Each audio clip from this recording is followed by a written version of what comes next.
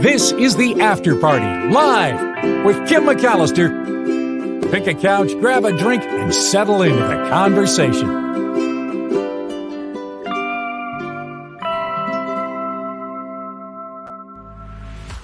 Hey everybody, it is the After Party Live. Thank you for being here on this Thursday. We call it Friday Eve.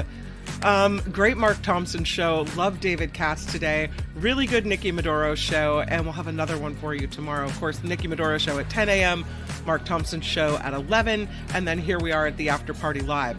So it is Trivia Thursday. Very excited about that. I was going to go tropical again with trivia, but I ended up finding some really good random questions. So it's going to be a little more general trivia, kind of test your knowledge. So we'll do that toward the end of the show. But of course, now remember I told you guys that when you find out what this word is, it kind of becomes part of your vocabulary. I keep seeing Turons. Tourist plus moron, Turon. Now, a lot of people said this is an old word, Kim. How could you just have found out about it? Well, I maybe have learned this word, nearly 3 weeks ago?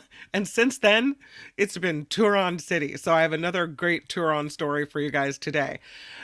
Regarding the race to 2,000 subscribers on the After Party Live, it's going pretty well. We're now at 1,924. It's far, far from the nearly 33,000 subscribers on the Mark Thompson show. But you know what?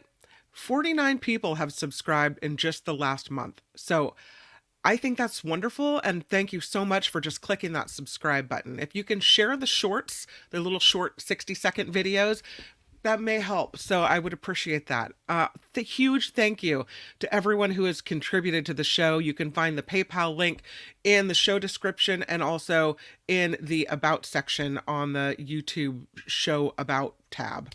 Okay. All right. Now that business is out of the way, let's talk about the Turon. Could we? Oh, this lady. Crazy. Like one of these things. Like, what are you thinking? Come on, man. This woman got gored by a bull. She was in Cabo on the beach. You'd think it's a nice beach day for her, but she decides, no, there's this bull that wanders onto the beach and she's going to mess with it. Yeah. Let's take a look at what happened when she did. Ay, la señora. You are really playing with it right now. Please don't do that. Please. They're begging her. They know what's going to happen. Jesus. Lady, please get away. You're not doing us any favors. Get him. Get him. There you go. Get the fuck away.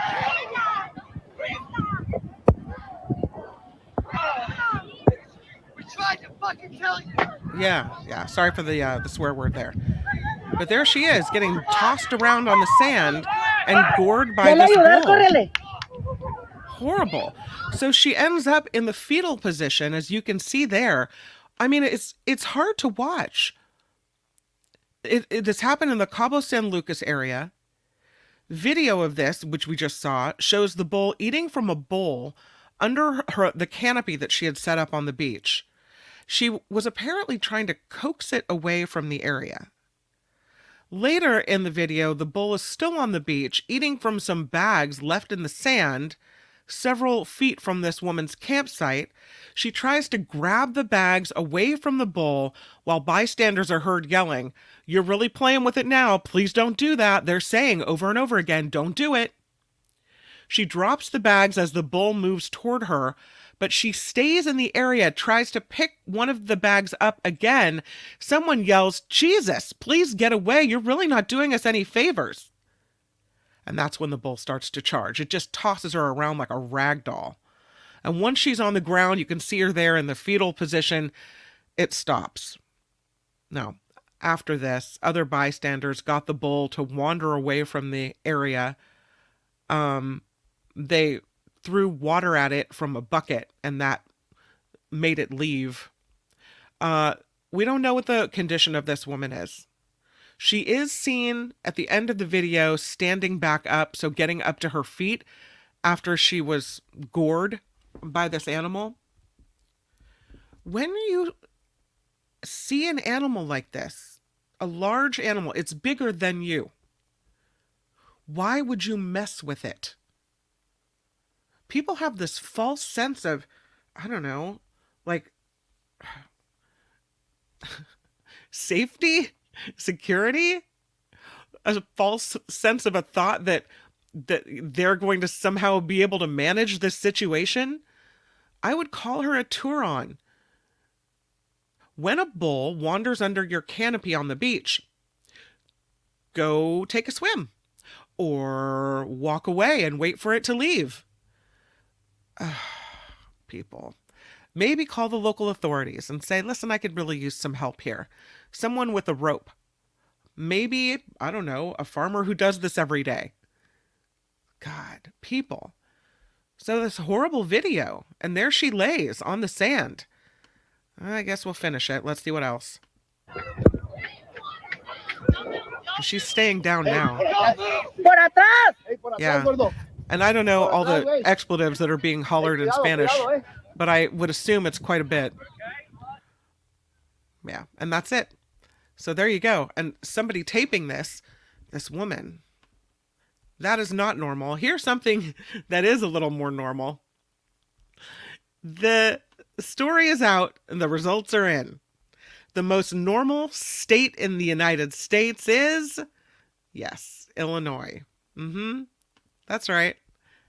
By normal, what do they mean? Normal. Because really, what's normal, right? Are any of us normal?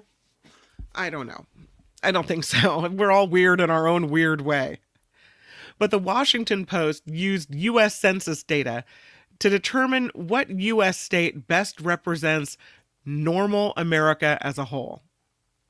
So they looked at socioeconomic factors like race, religion, income, education, jobs, social issues, and they found Illinois most closely resembled the United States averages.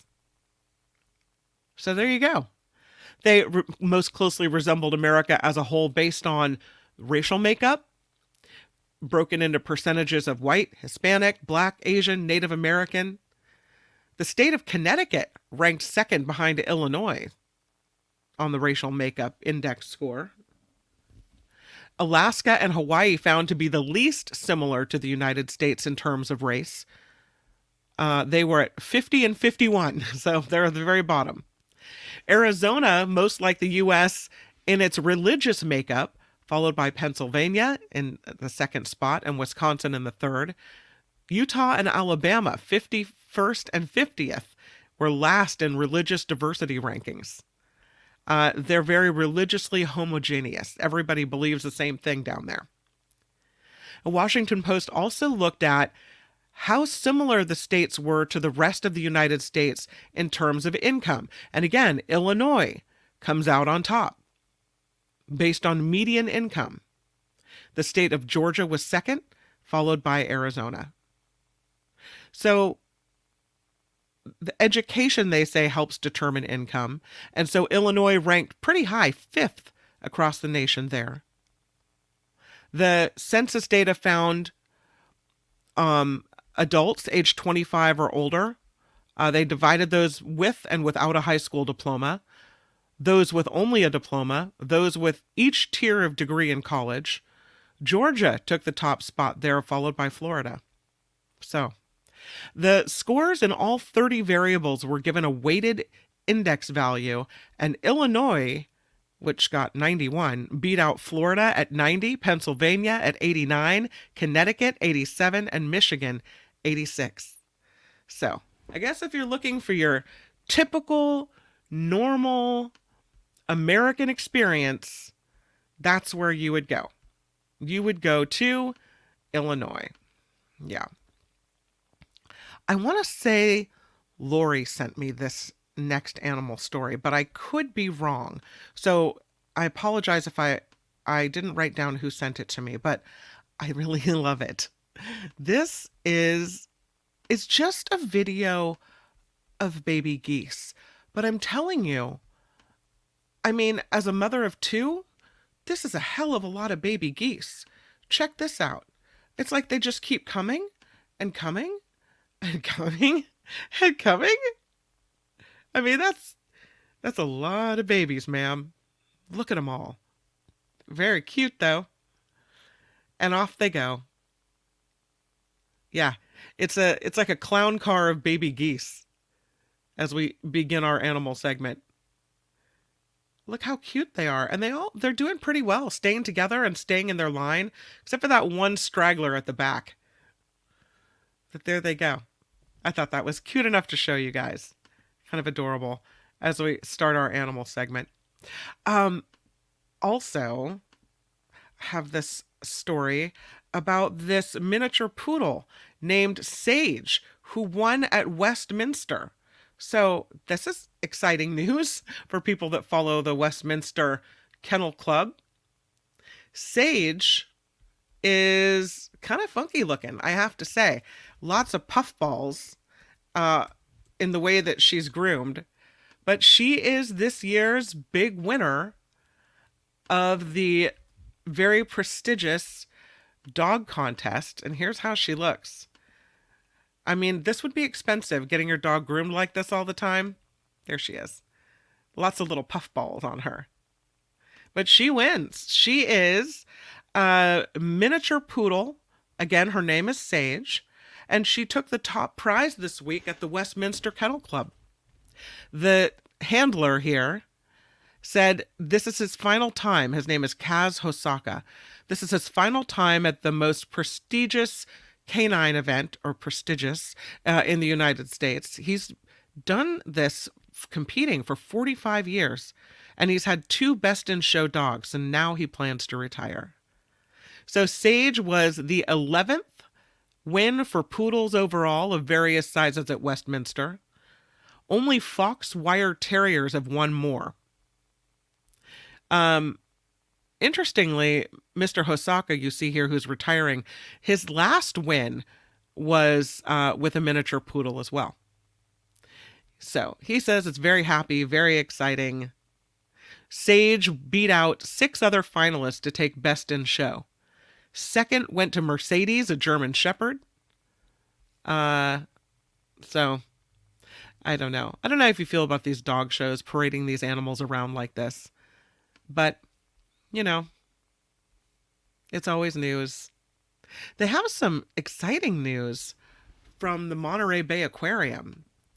They're doing this new thing where if you qualify for food stamps, then you get in free to the Monterey Bay Aquarium. And it makes sense because if they're looking to help people that are low income, then that would be a great way to do this, I think. Makes sense to me. So yeah, the Monterey Bay Aquarium is announcing a partnership with Museums for All. They're starting this program that gives free admission to the aquarium for low-income families, and this starts May 27th. Anyone enrolled in the Supplemental Nutrition Assistance Program, or I think it's also called SNAP, is their acronym there, will be allowed free entry into the Monterey Bay Aquarium. We go once every year, and my kids love it. They have the coolest jellyfish exhibit there. And I like the thought that kids that wouldn't normally be able to go to the Monterey Bay Aquarium will be able to go see these things and learn about creatures. You know how much we love creatures on the After Party Live. I think it's really important. And that's what they say. Eligible people will receive free entrance for up to 4 people if they show a valid SNAP electronic benefits card. I guess you have a debit card that you can show them at entry. The quote is from the aquarium executive director, Julie Packard. "We want everyone to experience the joy, wonder, and sustenance a healthy ocean can provide. So joining Museums for All supports the vision of a future where the ocean flourishes and people thrive in a just and equitable world." So the guidelines to get in for free, you have to have this valid SNAP EBT card and a photo ID with a matching name. The qualifying beneficiary, so I guess whoever's name is on that card, has to be there. You don't have to buy a ticket in advance. You just show up with your card and they let you in. They say this admission is valid during all regular aquarium operating hours with no restrictions. What a thing to do for people. I love that. That it's not cheap to get into the aquarium. We love the ocean and love what they're doing there at the aquarium. And so we buy the yearly family membership, which is a little more than we need to spend for how often we go, but we want to support their efforts. And so that's not cheap. I don't know how much the aquarium ticket is, but it's not inexpensive to go. So for kids that would have no other way of getting there, I just think that's really cool. All right. So kudos to the Monterey Bay Aquarium for doing that. It's awesome. Did you know that orcas only take one breath between dives?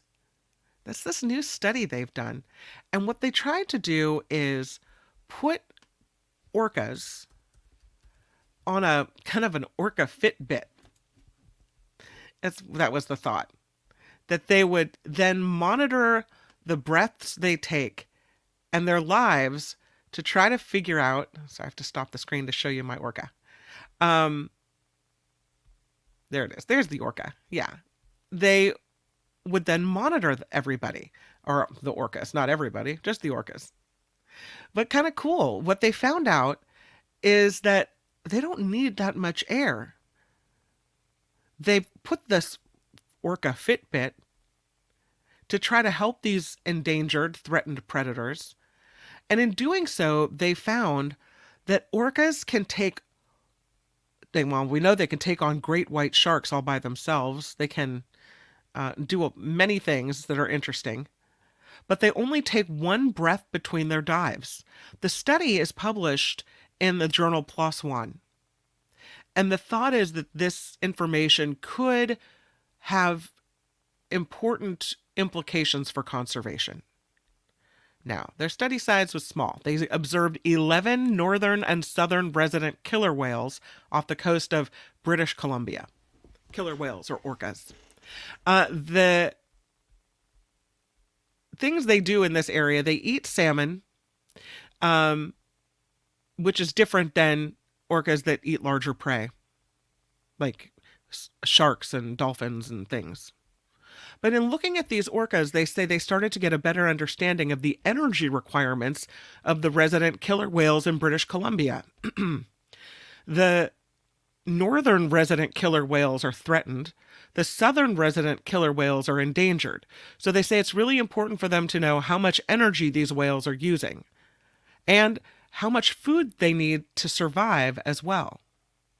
So just like us, if they're engaged in more physical activity, they need more air to breathe. So when they're hunting for food, when they're traveling long distances, they need to get a little more oxygen. They put these tags with suction cups on 11 orcas to gather data, including diving depths, acoustics, and biological data as well. A Fitbit for the animals. But because they're moving in the wild, they say they can't measure it directly. So other studies have used drones or data loggers. They combined them and synchronized it to the exact whale. So if a whale was tagged, they're looking at that whale from above and to the nearest second. After a certain amount of time, the suction cups are released and float up to the surface and then are collected by the researchers. And that data, along with drone data, is used to assess what behaviors the whales were doing and to count the number of breaths that they were taking during their different behaviors. They say they had this deep statistical analysis done to get more accurate accounting of their breathing rates. And they found that orcas spend most of their time taking shallow dives, most less than a minute. The longest dive took about 8.5 minutes for one adult male. But the whales in the study took about 1.2 to 1.3 breaths per minute when they were resting, 1.5 to 1.8 while traveling or hunting. Humans take 15 breaths a minute while at rest, 40 to 60 while we're exercising. So, they don't need very much air, it looks like. Just one big old deep breath, and off they go. So, I thought the interesting study with the orcas. What about this one?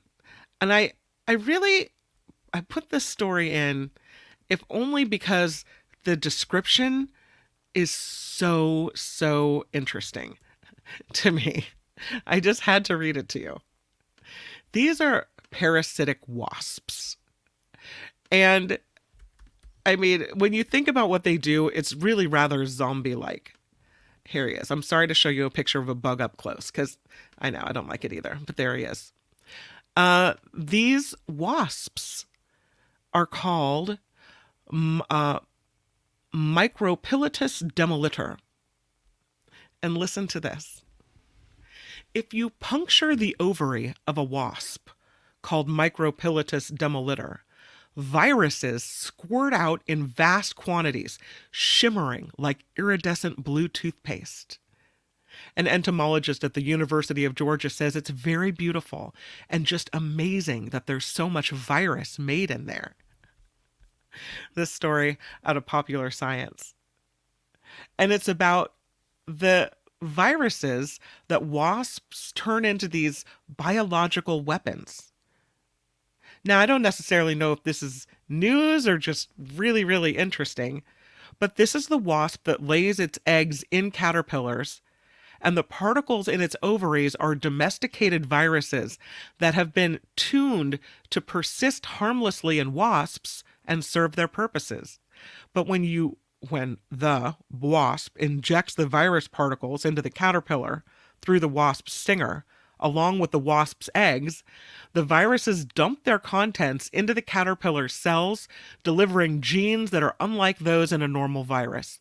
Those genes suppress the caterpillar's immune system and control its development, turning it into a harmless nursery for the wasp's young. It's like turns it into a zombie caterpillar, like Alien or something. I don't know, I'm fascinated by this. So they're still trying to figure out exactly how this process unfolds. But the disease-causing viruses being turned basically into biological weapons, fascinating. They're not the only bug that does this, or insect that does this, but I thought that was so interesting. When you puncture their ovary, the viruses spill out like glittering toothpaste.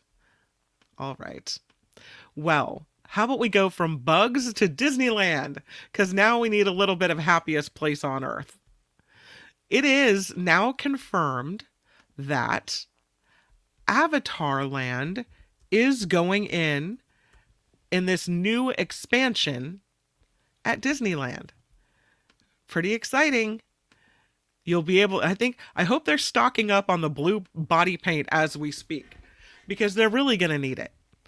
Confirmation coming from Disneyland. They have approval from the city of Anaheim for the biggest expansion of Disneyland since they opened DCA in 2001, according to Bob Iger, who's the CEO of Disney. They say it's a huge expansion. They haven't been specific about what's going on except for Avatar Land. So it's, I guess, confirmed. As for where Avatar Land will be, a lot of people are talking online. There's all these Disney chat websites. And a lot of people are thinking maybe it could replace Hollywood Land at California Adventure Park. But Disney hasn't said where they're going to put it. It'll be interesting to see what they do. The Avatar Experience, I guess it will be called. I don't know. From Disneyland to food to grub, we're getting something we probably don't need. And it is a pizza burger. Yeah. So Pizza Hut is doing this thing where they're expanding from just pizza, and they're now expanding into the burger market. But their burger's not a normal burger. It's a burger made with pizza bread, I guess, is how they're going to do this. Yeah. I don't know. I mean, it seems like either you eat a burger or you eat a pizza. But do you really need most? Do you really need both at the same time?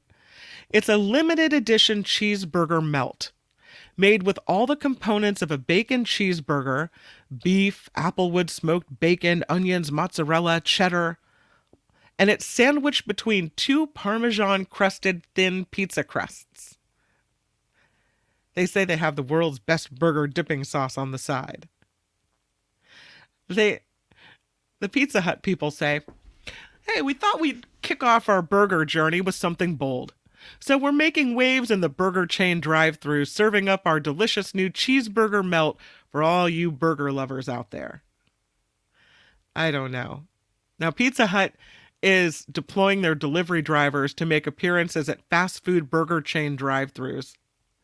The delivery vehicles equipped with QR codes that when you scan it, it will send you to a website where you can get a coupon for a free cheeseburger melt and a Pepsi. So far, only available to customers in Chicago and Miami, because those are the headquarters for McDonald's and Burger King. So that's what they're doing. I don't know. Did we need a burger, cheeseburger, pizza burger? I don't think we needed that. I don't think I want that. This story I saw on SF Gate. There's this kids cartoon, and it's called Bluey. Did you guys see this? Bluey is very popular.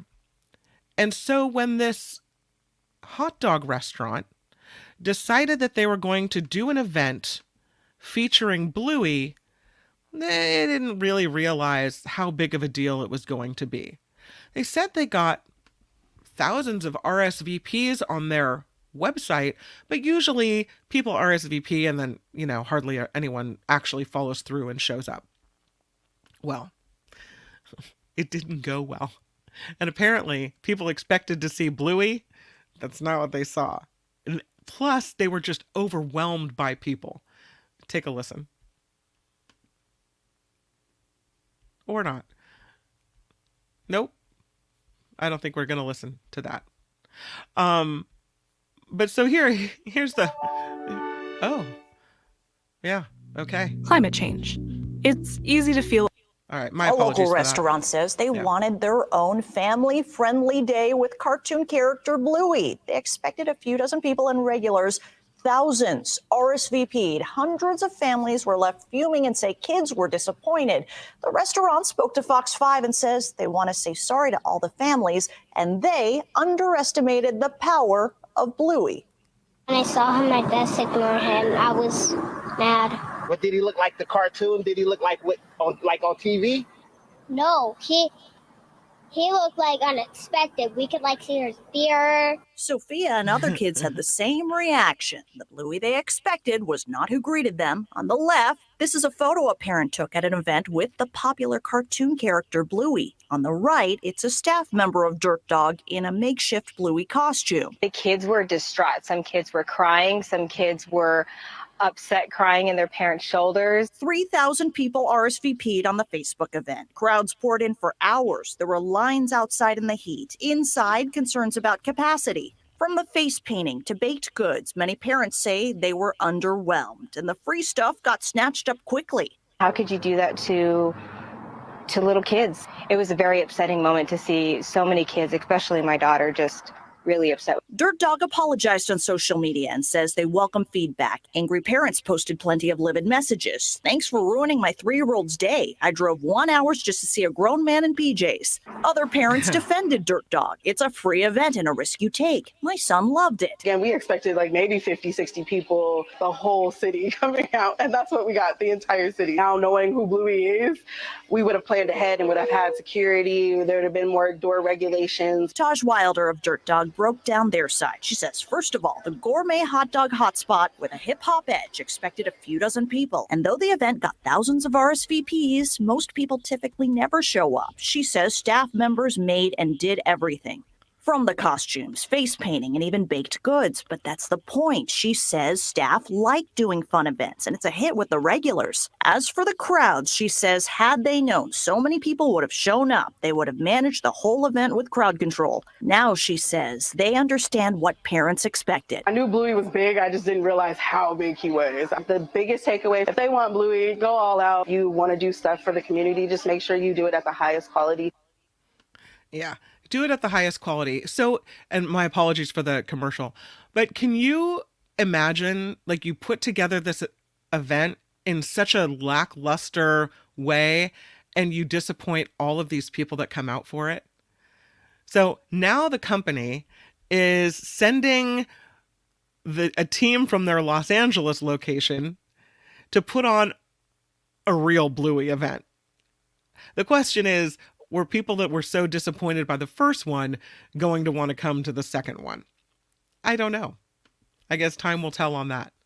But it reminds me of that story we talked about in the UK with the Charlie and the Chocolate Factory, where there was supposed to be this wonderland when you walked into this warehouse, and it was a lackluster, like there was one guy in a suit and a rainbow, like a paper mache rainbow. Like it was nothing what was promised. In that case, the people paid big money for tickets. In this case, it was a free event. But still, if you advertise something, you better be able to back it up. Otherwise, what you're doing to increase business is going to do the opposite. So, okay, let's get to trivia. It is time for Trivia Thursday. Woohoo! Yeah, that's right. You guys ready for it? You have your fingers all ready and loose, ready to go? All right, then. Here's a couple of questions for you. We'll start with this one. And this is kind of a little bit of, well, I'm not going to give you a hint. I won't. I'll just launch right into it. We know that smoking is illegal on flights, airplanes. What piece of smoking paraphernalia must be kept on every plane in case of an emergency? I don't know why you would have this kind of emergency where you would need this item. Yes. Oh no, Deidre's out for a walk. All right, Deidre, we're going to play with you in mind. Good answer, not the right one. It's not a lighter. So, again, smoking is not legal on airplanes, but what piece of smoking paraphernalia must be kept on every plane just in case of an emergency? Not matches, not a weed pen. Yes, Doug, it is an ashtray. They have to keep an ashtray aboard for emergencies. Does it make sense? No, it doesn't. I don't know why. Good job, you guys. Next question. What is an unlikely job that Pope Francis used to have? An unlikely job that Pope Francis used to hold. Not something you think about when you think about a pope. Yeah. What job that seems a little unlikely for a pope to have? Yes, it is. He was a bouncer at a bar. That's right. Oh, I think VA got it first.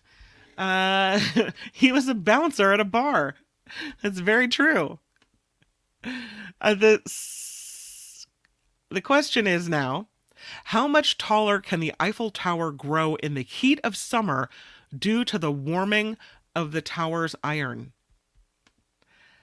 How much taller can the Eiffel Tower grow due to the summer heat, the warming of the tower's iron. They give it in centimeters, just so you know.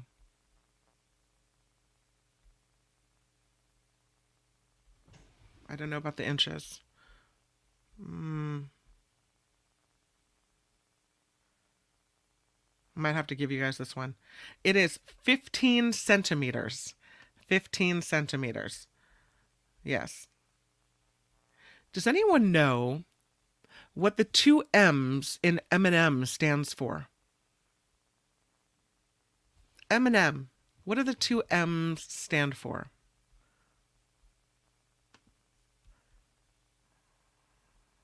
Thank you. 6 inches. I appreciate that. 15 centimeters. Do we know what the M&Ms stand for? That's what I would have said the same thing, Teacher Lori. Yes, BA, it is Mars and Murray. The names of the candy creators, Forrest Mars and Bruce Murray. Between the ages of 2 and 5, how many questions does, on average, a child ask? Between the ages of 2 and 5. I'll just tell you, so many questions come at you that you can't possibly answer them all. And at some point, you just kind of tune it out. Because are they asking for the answer, or are they just asking to ask? Between the ages of 2 and 5, how many questions does a child ask on average? 10. 30,000 is actually a really good answer. It's more. 9 gazillion ought to cut it. 11 million. 45 million. Too many, says Janet. Isn't that the truth? I get it. They're curious. The correct answer is 40,000 questions between the ages of 2 and 5. Can you even imagine? That's a hell of a lot of questions. Yeah. 4 squillion.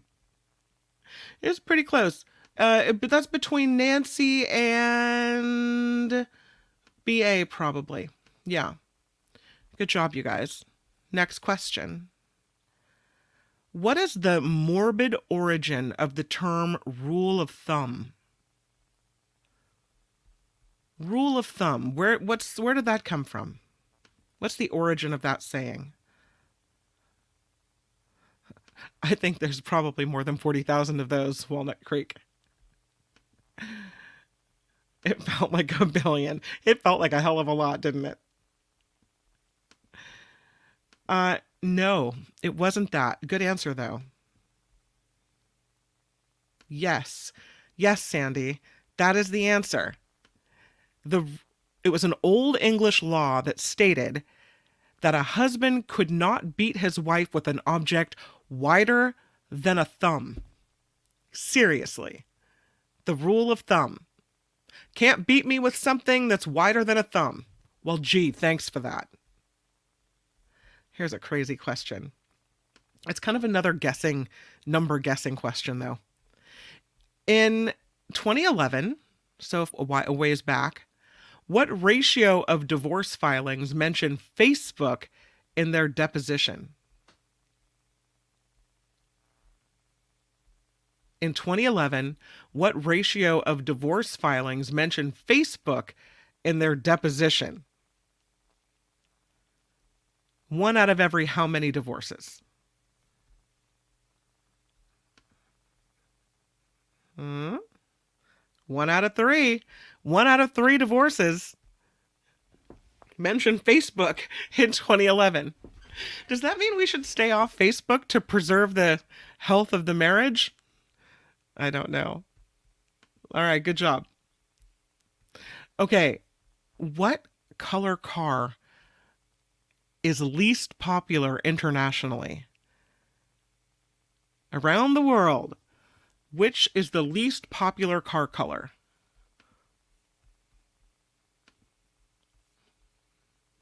Not green. My first car was green. It was an ugly green, too. It was like a kind of a puce-colored green. It was an old Mustang. Pink, that would be, you would think, would be good. Not the right answer. Red? Oh, we like a red hot rod mod. I don't know. But around the world, maybe it's a little too much. Tan. Yeah, who wants a tan car? White? No. Yellow? No. You would think this would also be a good answer, Colleen. That's not the color. Dragons Marine says lemon. No. Not brown. Jim has it. It's purple. Purple is the least popular color for cars internationally. All right. Which mammal, I should clarify, always sleeps with one eye open? Which mammal always sleeps with one eye open?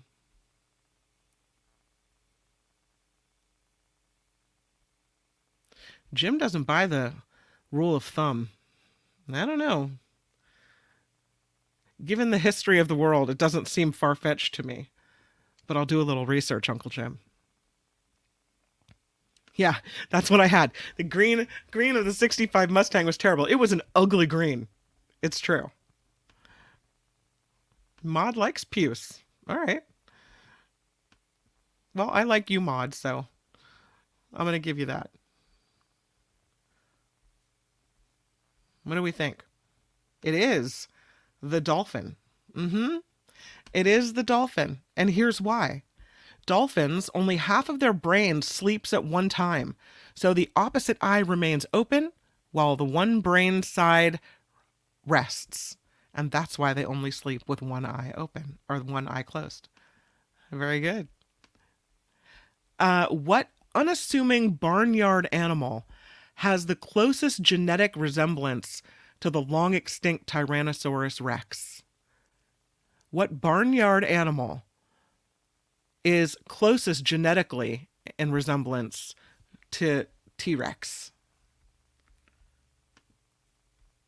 Yeah, you guys knew that one. It's chicken. Colleen says chicken. Mama says chicken.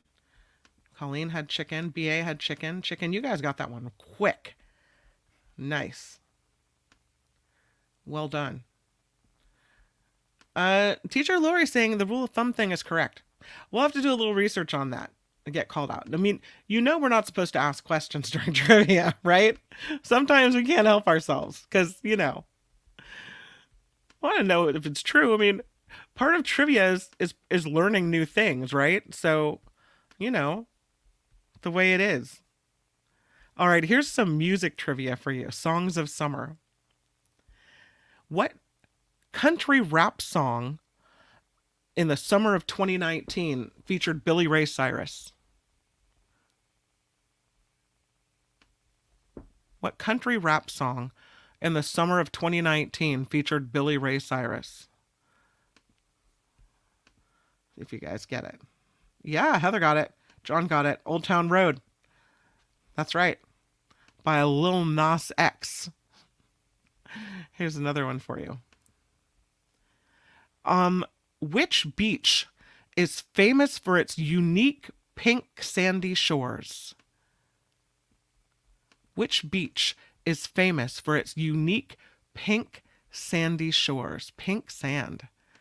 Beautiful. I'm going to go see the pink sand. It looks incredible. I'm thinking this is a yes for an after party live road trip. I have to show you a picture of it. It's so pretty. Does anybody know where this is? Not Pismo. I'll show you a picture of it. It's pretty nice. Pink Beach. Here it is. It's really amazing. Check it out. Look at that. All right. The answer to this question is Pink Sands Beach, Harbor Island, Bahamas. So let's go back and see who had it. I did see someone had Bahamas. I didn't see Harbor Island, Bahamas. A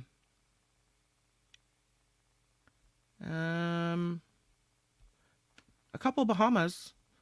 Close enough. We'll take Bahamas. How pretty is that? Is that incredible?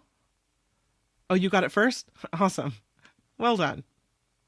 I'm getting your toes. Mindy's getting her toes ready to stick in that pink sand. Isn't that beautiful? Wow. Sandy says, how could we go to the Bahamas on a road trip? I thought it would be in California. Well, not a road trip per se. Yeah, it looks like salt. I'm sorry, Sandy, if I was confusing on that. No, it's in the Bahamas. That's funny. No, not a road trip. No. All right, next question. On what beach will you find bioluminescent plankton that has a blue glow in the dark? Now, I would argue that you could find this on many beaches depending on the conditions. But on this specific beach, apparently it's well known that this is the calling card for this particular beach. It's not a road trip. We'd have to fly here. I'll show you a photo of it. Incredible. I will say it's somewhere I've always wanted to go. If there's a bucket list, this would be on mine. Seeing this would be on mine. Check this out. Here's what it looks like. Wow. Beautiful.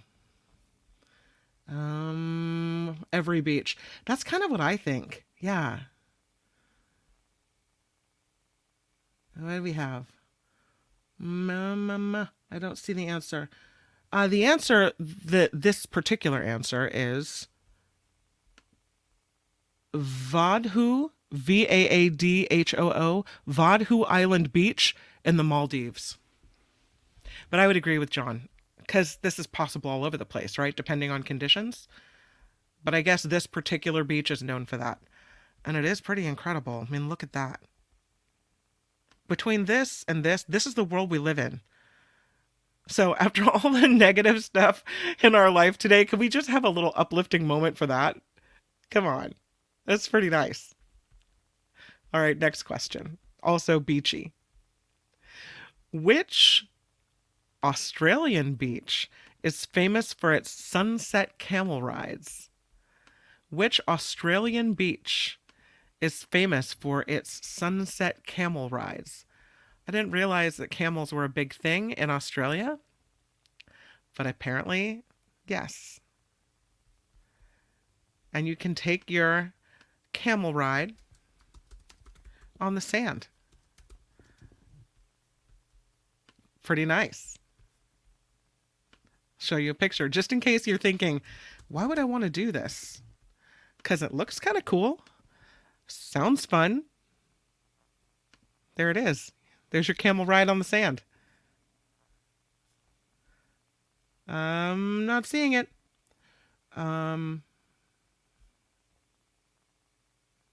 Nope.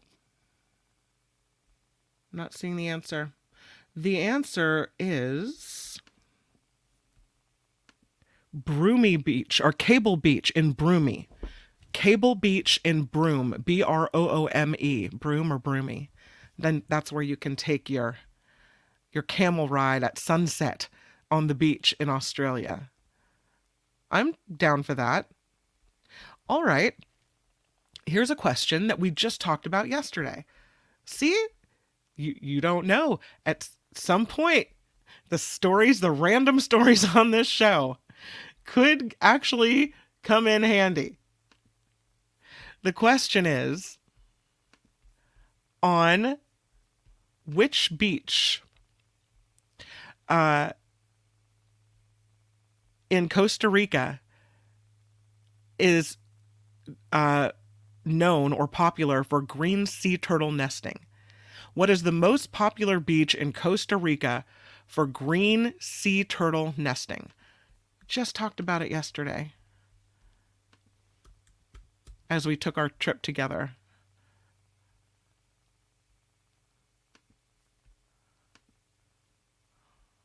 I'll even put a picture of it up. See if you guys remember it. There it is. When you talked to, it's the one you talked about yesterday. Yes, it is. Did you know it was going to be, we were going to have a quiz on that yesterday's information, right? It is Tortuga. The technical name for it is Playa Tortuguero. Playa Tortuguero. But I will accept Tortuga. It works. Spanish for turtle, right? That works out. All right. Okay, next question. You guys ready for this one? What is the name given to the famous parties held at Hod Rin Beach on Koh Phangan? You guys are never going to get this one. I'll just give it to you. It's an island in Thailand. They call it full moon parties. Is that the craziest? Which California beach has the largest number of sea lions? I think this is debatable, but okay. Which California beach has the largest number of sea lions?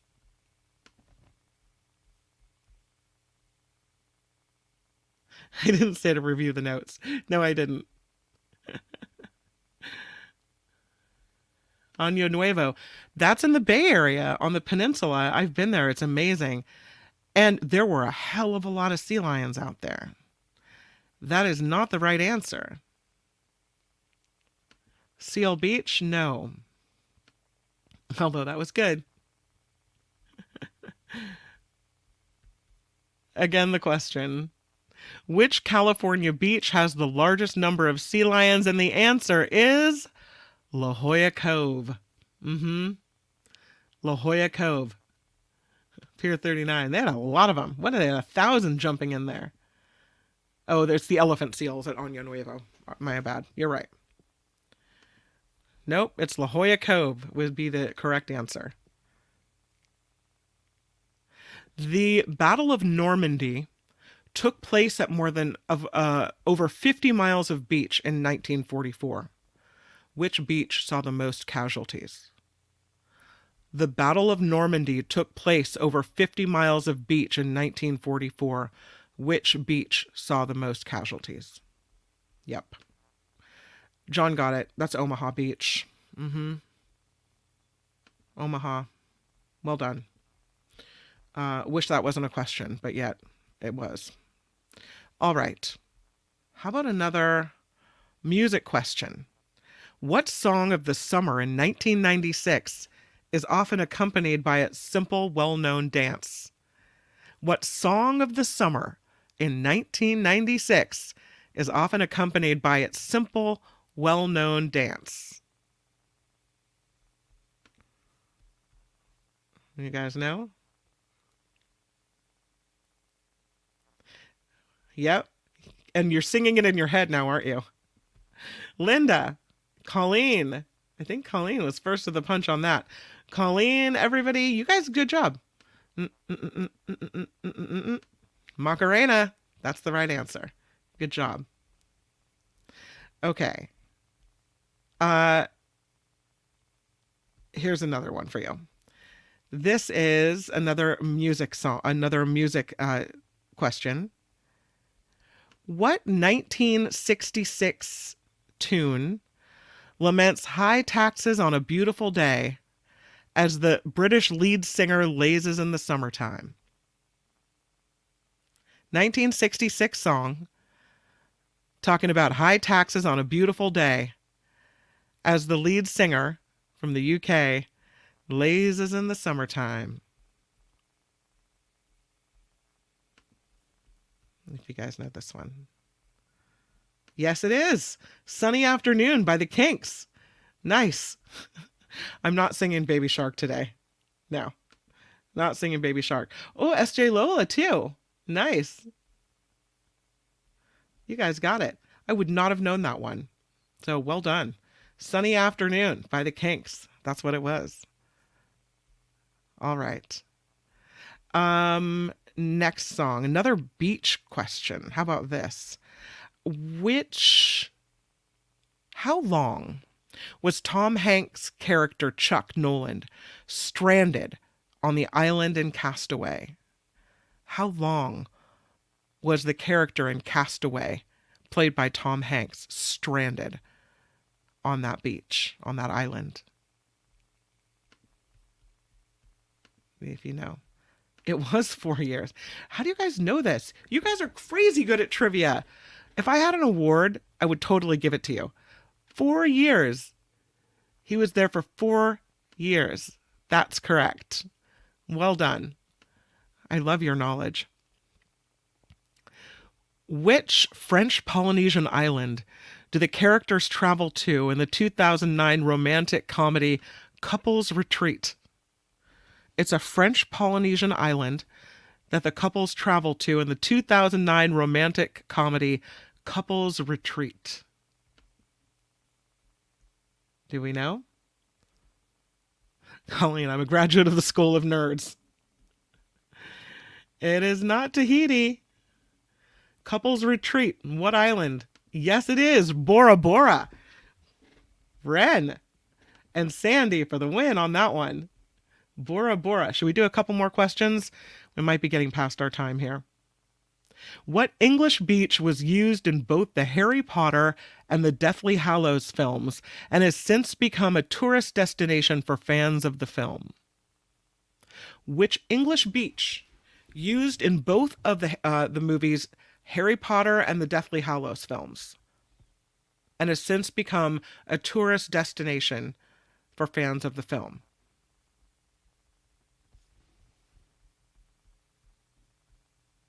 This is, oh, look at you guys. Might actually know the answer to this one.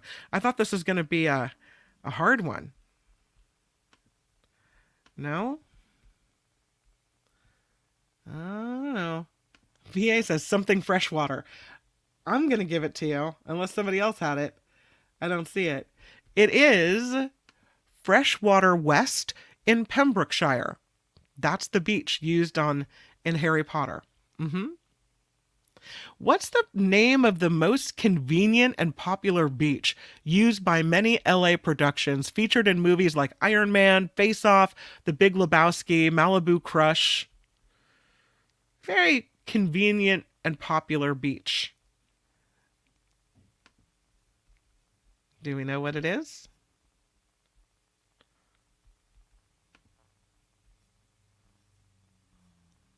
It is in Malibu. I'll give you that. But do you know the name of it? Is the question. It's you guys. A lot of you got Malibu. All right, I'll give it to you. The answer is Point Dume, D-U-M-E, in Malibu. So there you go. Pretty good beach knowledge, you guys. I'm very impressed with your music knowledge and your beach knowledge. Here's a wacky question. Between 1992 and 95, what strange government-run hotline existed in the UK?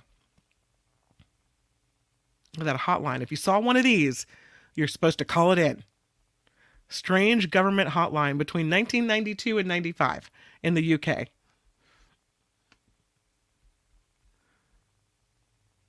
No?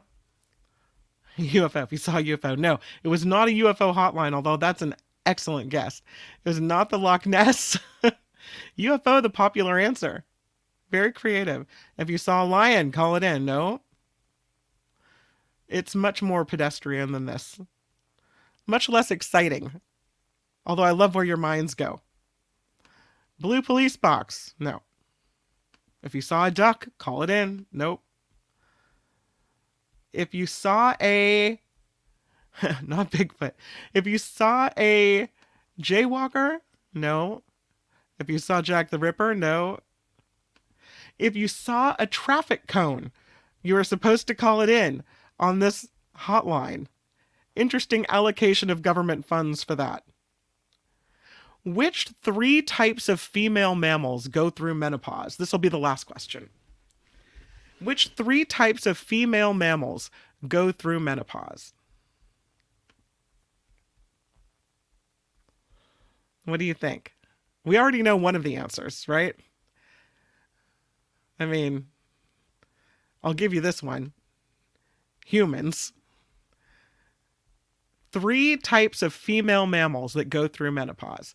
Humans, and 2 more.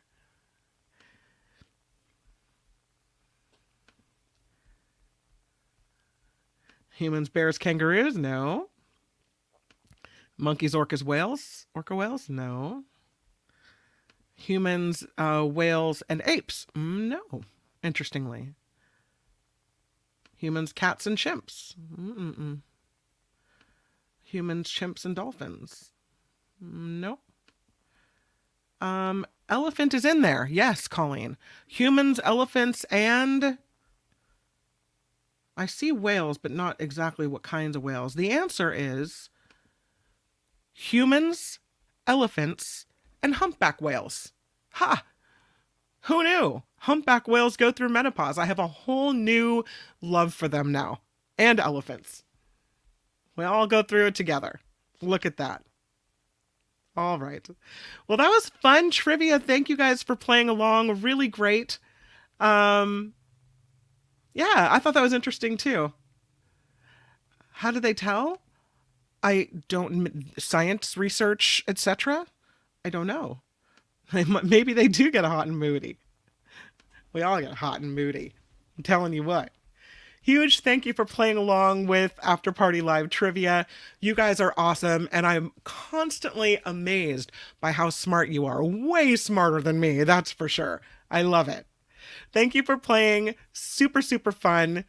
Tomorrow, Friday, woohoo! We'll be back with the Nikki Maduro Show at 10 a.m. I'm not sure whether it will be live or not. I think we may be recording that show, but it's going to be a good one. Then it's Friday on the Mark Thompson Show, which just brightens my day every week with Friday Fabulous Florida and the amazing Michael Schur and the amazing Michael Snyder. And then tomorrow here on the After Party Live, it's Tim Sika Day. So we'll have movie reviews with Tim Sika here on the After Party Live as well. Please click the like button if you can on the way out. If you haven't subscribed, please click subscribe and share it with your friends. Try to get to 2,000 subscribers on the After Party Live. Huge thank you to everyone who keeps this show afloat and has contributed to help keep it rolling and help keep it going here on the After Party Live. Do want to thank some of the people not featured in this video, and that includes fresh donations from Janet R., Gloria P., Scott R., also Wes has contributed yet again. I can see them coming in real time. Also wanted to thank Murphy and Yvonne and John. So thank you for that. And here's my Julia video for you. I hope you guys have a really good rest of your day, and we'll see you on Friday. Bye-bye. The After Party Live would like to thank the following contributors and viewers like you.